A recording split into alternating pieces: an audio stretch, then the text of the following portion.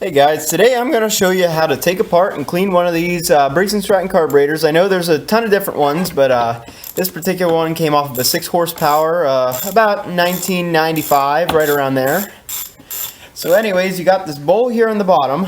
I already started taking it off. This is a half inch.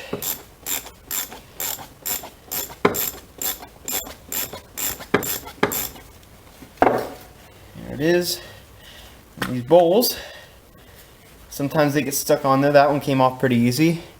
Then you've got a gasket all the way around here. I'll take care of that later.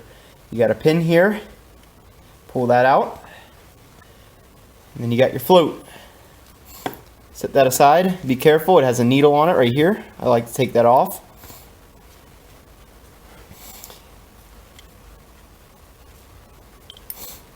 And then if you can see inside here at all, there's nothing really else you can take apart inside. These are fixed. There's no, it's all jetted and it's all in place. You can't take them out. There's no screws. Now these gaskets, they get stuck on pretty tough sometimes. So what I like to do is I just like to pick up a cheap set of picks, and I just go around. This one's on there pretty good. I just like to go around that edge there, kind of pry it off, because I don't really want to put any money into this mower, mainly because I got the engine for free and kind of wanted to see if I could get it running for free. So if I can reuse these gaskets, that would be great, but I don't know if I'm going to be able to. I just work my way all the way around here.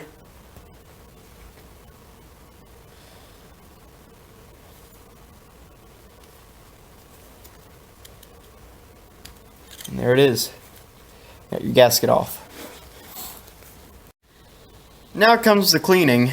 Now, I'm a little lazy. Well, I've done it enough times with just a can of carbon choke cleaner, but I picked myself up one of these ultrasonic cleaners, just a little 2 liter, 2.5 liter, whatever it is, and this thing is wonderful. I mean, you literally just take your parts. I like to put the side that you want clean the most down, so that way the dirt falls down into the bottom of the machine. And then I take my bowl, and I actually double the uses of the bowl to clean it, and I actually put all the small parts in here. So the pin, the needle, and the bolt for the bowl. And just for fun, I'll just throw in the float. Doesn't really need to, not going to hurt it, but I'll just throw that in. I just use a mix of water and simple green. I just dunk that right in there. And I usually like to set this, you can see the flashing time is the actual temperature. This is in degrees Celsius. I usually like to clean this right around 65 degrees Celsius. And I usually cook it whenever, especially if it's this bad, I usually like to cook them for about 20 minutes. Doesn't really hurt them. About the only thing I've noticed it does is might change the color a little bit, but it gets it really clean, and you don't even need to lay a finger on it. If you remember the water before, it was nice and green. I'll take a look at it now. Not so much. I threw in a couple other things like the valves. Don't worry, I know which one is which. I also threw them in while I was at it. Since I'm working on it, I think I threw a spark plug in there too. Let's take a look at the results here.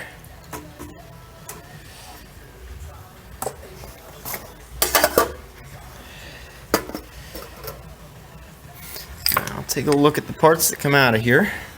Much cleaner. If you remember what it looked like before this, and I'm going to hit this with compressed air, and that'll take all that gunk off. It loosened it all up. But take a look at that. Nice and clean. You can even check out what it does to spark plugs. I mean, that wasn't white before. Take a look at it now. Just wanted to make a quick note. There's also one other thing you can take out of these. It's the seat for the needle. Now, you can pick up a tool like this. This is a seat puller and reseater. But anyways, the seat would be down in where the needle's at, right in there. So use this special end right here. It's got a little hook on it. And you just go down there, you poke it in, and there it is. Pull it on out. Always pull this out before you hit it with compressed air. Otherwise, you will lose it. Trust me, I've done it a couple times.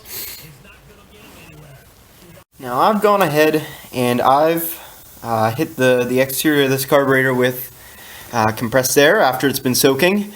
And now the next step you want to do is to actually get the passageways inside. So the best way to do that is to just get an air, get your air tool like this with a rubber tip on it. And just make sure all the passageways are clear. So pretty much anywhere where you see a hole, go ahead and clean that up.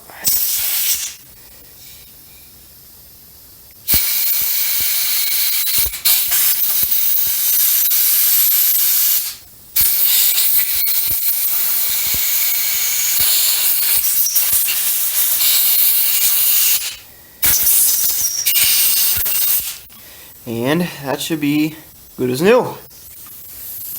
Now, reassembly is just as easy as disassembly. Don't forget we took out this little seat here.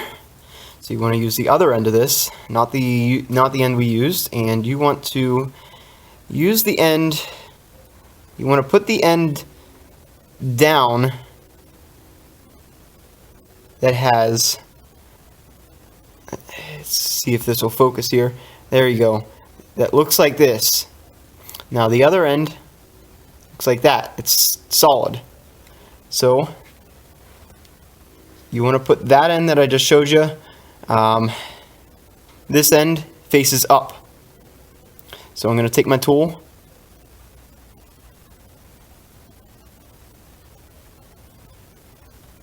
and I'm going to put that right on there. I'm going to take the carburetor and I'm going to push it on down in, make sure it seats, and then pull it out, and it's down in there. I'm going to take a close look here. You guys aren't probably going to be able to see this, but I'm just going to take a look just to make sure it's seated all the way. Just want to make sure that it's seated all the way, just pressing the sides of it, and just make sure, because it does make a difference. Now, we want to take our float. We want to take the needle. We want to slide that right back in where it came from. And we want to line that needle up with that hole there. Once we do that, we take our float pin and we just line it all up, push it on through. Then you take your bowl gasket and you just push that around the edge there. Now you take your bowl. Now this is a non-directional bowl. It doesn't really matter which way you put it on. Some of them are directional. Set that right on there. Take your bowl nut. Oh, and one other thing I wanted to show you. I didn't show this, but you'll see there's a hole right there. Just make sure that's clean. If it's not clean, just take a wire brush like this and bend one of them out. Bend out one of these little wires and just kind of work it inside there and move it around just to make sure it's clean, and then reassemble.